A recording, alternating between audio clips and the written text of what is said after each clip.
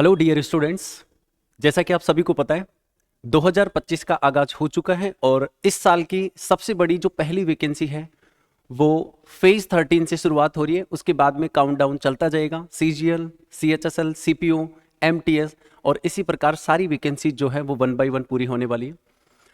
तो इस बीच इंग्लिश का एक जो पोर्शन होता है हमारा, जो कि एग्जाम में एक बड़ा पार्ट कवर करता है, और इस बड़े पार्ट में एक छोटा सा पार्ट होता है जो कि बड़ा कॉम्प्लेक्स और जटिल होता है स्टूडेंट्स के लिए, जो है रीडिंग कॉम्प्रीहेंशन।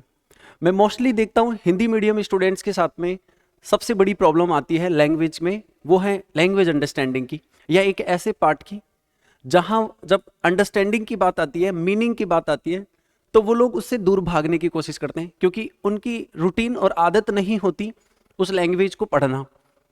अगर हम रूटीन में किसी चीज़ को नहीं रखेंगे तो वो चीज़ हमारे लिए कॉम्प्लेक्स होगी, जटिल होगी। इसलिए पहली बात तो ये है कि लैंग्वेज को तो रूटीन में रखना ही पड़ेगा।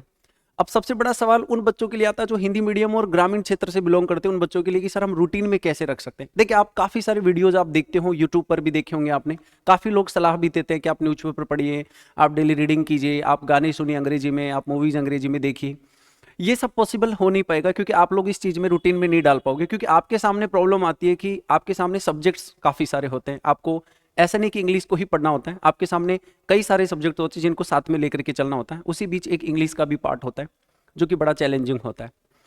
तो शुरुआत हम यहाँ से कर सकते हैं कि अगर हम प्रीवियस ईयर के ही क्यों ना पैसेज कर लिए जाए या रीडिंग कॉम्प्रीहेंशन का हिस्सा कर लिया जाए, क्यों ना उसको डेली प्रोसेस पर अगर हम प्रैक्टिस करें थोड़ा थोड़ा करके भी शुरुआत से, तो हम एक अच्छी इंग्लिश बना सकते हैं और इस पार्ट में अच्छा स्कोर कर सकते हैं।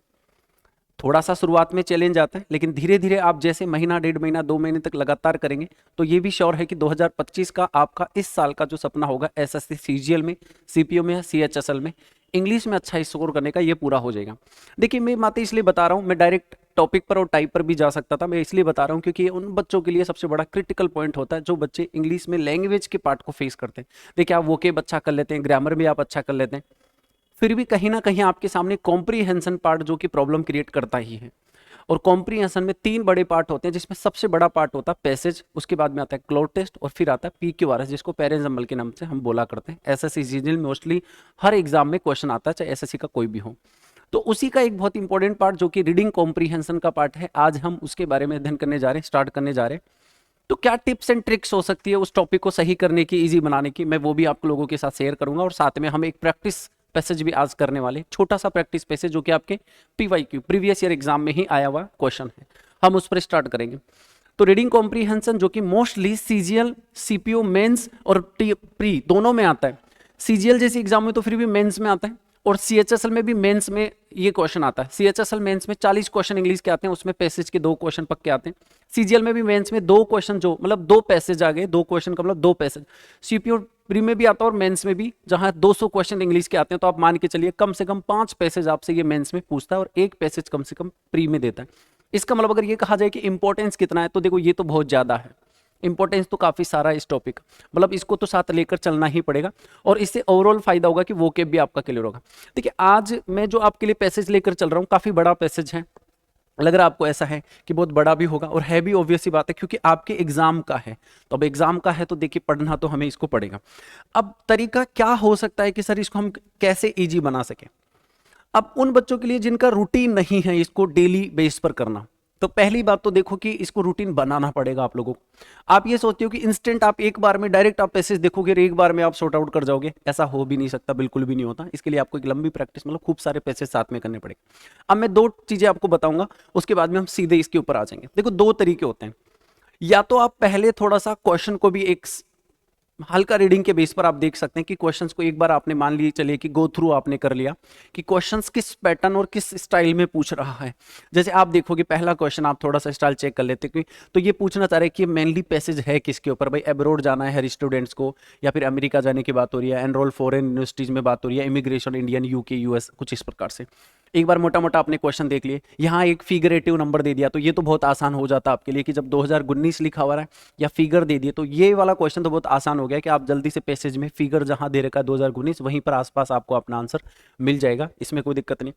फिर तीसरा क्वेश्चन आपने ये पूछा है कि how do we know the number of students getting visas for students studies in UK. ये कहना चाह रहे हैं कि हम कैसे पता कर सकते हैं कि यूके में भारत के कितने स्टूडेंट्स जो है वो पढ़ने के लिए जाते हैं। तो इसमें अलग अलग प्रकार से दे रखा है भाई, जैसे मान को चलो ब्यूरो ऑफ इमिग्रेशन से देखें, अगर मिनिस्ट्री ऑफ एजुकेशन से, इमिग्रेशन ऑफ स्टैटिस्टिक्स से देखें, या record of ministry home of affairs से अगर देखा जाए। तो एक बात ये भी थोड़ी सी बोलना चाह रहे हैं यहाँ से। और फिर तीसरा, ये चौथे क्वेश्चन में पूछ रहा था कि कौन सी ऐसी कंट्री नहीं है जिसमें ज़्यादातर स्टूडेंट्स पढ़ने के लिए नहीं जाते इन चारों में से। तो यहाँ चाइना, यूके, ऑस्ट्रेलिया और यूएसए, 4 कंट्रीज की बार बार बात हो रही, इनमें से कौन सा नहीं है। तो एक कहीं ना कहीं हल्का सा समरी हमें रेफरेंस का पता लग जाता है कि पैसेज किस पैटर्न पर है, तो हमारे लिए इजी हो जाता है इस पैटर्न को पढ़ना। और फिगर वाले सवाल तो देखिए डायरेक्ट आपको देखने से पता लग जाएगा। अगर आप अभी भी देखेंगे तो इसमें 2019 आपको जहां मिलेगा वहीं आप तुरंत इसको देख करके आंसर कर सकते हैं। जैसे आप देखिए एक बार, आपको यहाँ पर 2019 डेफिनेटली लिखा हुआ मिलेगा। जैसे देखिए 2021 भी है, 2022 भी है यहाँ पर, तो कहीं ना कहीं एक ऐसा फिगर आपको दे रखा होगा जहां पर 2019 भी लिखा होगा। और आप थोड़ा सा नीचे आएंगे तो यहाँ पर 2017 है, फिर उसका मतलब 2008। इसका मतलब कंफर्म है कि आगे आपको 2019 जरूर मिलेगा। तो आप यहां देखिए ये रहा आपका 2019, और 2019 एक बार इसमें जिक्र हुआ और 2019 एक बार यहां पर भी जिक्र हुआ, लेकिन ये बड़ी संख्या दे रहा है, यहां पर परसेंटेज दे रहा है। देखो यहां बोल रहा है 5.86 lake students flying out the country. तो इस प्रकार के सवालों में तो आप डायरेक्ट अप्रोच करके भी कर सकते हैं कि फिगर को आपने देखा और आंसर कर लिया। अब देखिए अगर ऑप्शन में 5.86 है तो कंफर्म आपका आंसर यही होगा। और ये देखिए 5.86 आपको दे रखा, तो ये कंफर्म आपका क्या हो गया, यहाँ से आंसर हो गया। बिल्कुल ये सही आंसर आपका, क्योंकि बाकी जो फिगर्स आप देख रहे हो ये फिगर्स दूसरे ईयर्स को कोरिलेट कर रहे हैं, कनेक्ट कर रहे हैं, तो यहां से ये सही है। इसके अलावा अब हम बाकी का पैसेज हम थोड़ा थोड़ा सा एक बार रीडिंग करेंगे जिससे कि हमें आइडिया लग जाए वही पैटर्न, ठीक है ना। तो ध्यान से देखिएगा, यहां कहना चाह रहा है कि the number of students going abroad, जो जा रहे हैं बाहर हायर स्टडीज के लिए, जितने भी नंबर ऑफ स्टूडेंट जो बाहर जा रहे हैं हायर स्टडीज के लिए, हैज इंक्रीज, अब वो बढ़ गए हैं कितने परसेंट से, वो 68% से बढ़ गए। ठीक है, हमें ये नंबर याद रखने की जरूरत नहीं है, ठीक है ना। और past year, in the past year, अगर हम पास्ट ईयर से देखें तो पिछले सालों की कंपेयर। फिर बोल रहा है अकॉर्डिंग टू डेटा प्रोवाइड, जो भी डेटा हमें मिनिस्ट्री ऑफ स्टेट से मिलता है, मतलब हर स्टेट की मिनिस्ट्री से, और मिनिस्ट्री ऑफ एजुकेशन से।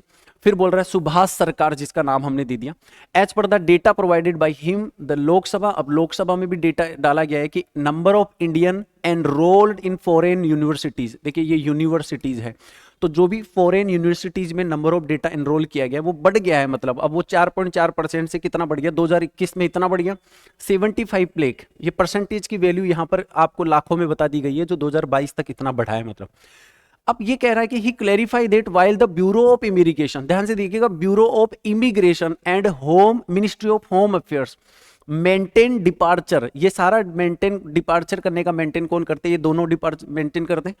अराइवल डेटा भी मेंटेन करते हैं और डिपार्चर डेटा भी ये मेंटेन करते हैं, वो भी भारतीयों का, स्पेशली भारतीयों का ही रखेंगे, ऑब्वियसली बात है, अगर भारतीय बाहर जा रहे हैं, आ रहे हैं तो। फिर आगे बोला कि there is no index for capturing the category of Indians going abroad for higher education. ठीक है, ये भी कोई दिक्कत नहीं। Purpose of Indian going abroad for higher education, बार बार एक लाइन बोल रहा है, going for higher education, going for higher education, कहीं ना कहीं ये लाइन इंपॉर्टेंट है। Captured manually based either then city verbal disclosure, आपको ये सारी चीजें इतनी देखने की जरूरत नहीं है, इसमें कोई इतना ज्यादा खास चीजें जुड़ी हुई नहीं। यहाँ एक चीज हम जो देख रहे हैं वो है, एक सवाल यूके के पैटर्न पर भी था और एक सवाल ये था कि कौन सा ऐसा देश है जहां पर भारतीय नहीं जाते। अभी तक तो देखो किसी देश की ऐसी कोई बात स्पेशली बोली नहीं, और ये ठीक है, चलो यहाँ तक तो हो गया, इसमें कोई खास बात ऐसी बोली नहीं है। अगर हम डायरेक्ट क्वेश्चन को हिंट पकड़ते हैं तो ध्यान से देखिएगा।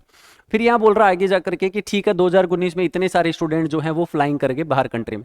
During the Covid pandemic the number of Indian nationals foreign universities, ये यूनिवर्सिटीज, ठीक है, सा ए ड्रास्टिक डिप। अब अचानक से ड्रास्टिक डिप हुआ 2.59 लाख स्टूडेंट्स का, ये भी कोई दिक्कत नहीं, वर रजिस्टर्ड, ठीक है, ये रजिस्टर्ड हुए, okay. While the number continue to remain low, okay, slight increase in 2021 से ये 4.4 हो गया। फिर बोल रहा है कि the number has significantly jumped 7.5 lakh, ये कोई दिक्कत नहीं है, अचानक से बढ़ गया, ये डेटा एक्स्ट्रा दिया हुआ आपको। The increase in the number of Indian nationals abroad correspondence with the latest immigration report, ध्यान से देखिएगा क्या बोल रहा है, latest immigration report from some of the popular study abroad destination such as the US. फिर बोल रहा है, ये तो यूएस का हो गया, अब यूके के लिए देखिएगा क्या बोल रहा है, एंड ऑस्ट्रेलिया। चलो ये 3 देश ऐसे हैं जहां पर ज्यादातर जा रहे हैं। फॉर यूके, अब ध्यान से देखिएगा, यहां बोला for UK the immigration statistic report, ये काम की चीज है यहां से। For UK the immigration statistic report state that, ये बताती है कि लगभग 1,27,731 जो वीजाज है were granted to Indian students in September 2022। और ये हमारा एक सवाल जो हम पीछे देख करके हैं कि यूके जाने वाले स्टूडेंट्स जो हैं उनका पता हम कैसे पता लगा सकते हैं। तो यहाँ पर पता लगा सकते हैं इमिग्रेशन स्टेटिस्टिक रिपोर्ट से, क्योंकि उसमें ऑप्शन में ये दिया भी गया था इमिग्रेशन स्टेटिस्टिक रिपोर्ट। एक यहाँ से भी तैयार हो गया। फिर आगे आप देख रहे हो यहाँ से जो भी है 2019 सिमिलरली, और इसमें यूएस नंबर ऑफ, इसमें सबसे ज़्यादा यूएस के भी बताए जा रहे हैं स्टूडेंट्स, मोर देन डबल। आगे बोल रहा है कि Open Doors 2022 predicted that the number of Indian students heading to America, America का भी बार बार नाम आ रहा है। फिर बोला कि likely to surpass those from China in 2022 से 23, मतलब चाइना से ज़्यादा कैंडिडेट्स जो है वो अमेरिका में, यूके में जा रहे हैं। अब ये आपका पैसेज था जिसमें बहुत सारी चीज़ें एक्स्ट्रा आपको दी गई है, लेकिन जो मेन चीज़ क्वेश्चन के अकॉर्डिंग हमने पकड़ा है वो चीज़ हम देख चुके। अब देखिए सबसे पहला तो इतना पढ़ने के बाद में ये तो आप अंडर एस्टिमेट कर जाते हैं कि इसमें कहना क्या चाह रहा है, कि पैसेज किसके बारे में कहना चाह रहा है। Indians going abroad for higher studies या Indians going America for higher studies, ये बोलना बिल्कुल गलत है, क्योंकि केवल अमेरिका ही नहीं जा रहे, यूके भी जा रहे हैं, ऑस्ट्रेलिया भी जा रहे हैं। Indians enrolled in foreign universities, नहीं, केवल एनरोलमेंट का ही नहीं है, जाने का और अलग अलग फॉरेन यूनिवर्सिटी में। एनरोलमेंट के बारे में एक बार बात हुई, ये नहीं कह रहा कि भाई केवल एनरोलमेंट ही करवाया गया, जी नहीं, ये भी गलत हो गया। Immigration of Indians to UK, US and Australia, अब देखो ये बात ना सही होकर के, और ये बात सबसे ज्यादा इफेक्टिव होती है क्योंकि एक ही लाइन बार बार आई, Indians going abroad for higher studies, भारतीय जो बाहर विदेशों में पढ़ने के लिए जा रहे हैं, ये सबसे इफेक्टिव इसका सही मीन है। वैसे तो थोड़ा थोड़ा सब में जा रहा है, लेकिन ओरिजिनल जो मीनिंग है वो इसी में जाएगा। ये सवाल हम ऑलरेडी देख चुके हैं, 2019 का जो टाइम इसमें आपको दिया था 5.86 लाख। फिर उसके बाद में यहाँ एक सवाल बनता है कि हम कैसे पता कर सकते हैं कि यूके जाने वाले स्टूडेंट्स जो हैं उनका रिकॉर्ड कहाँ से पता चलेगा, क्योंकि साफ लिखा हुआ how do we know the number of students getting visas of studies in UK.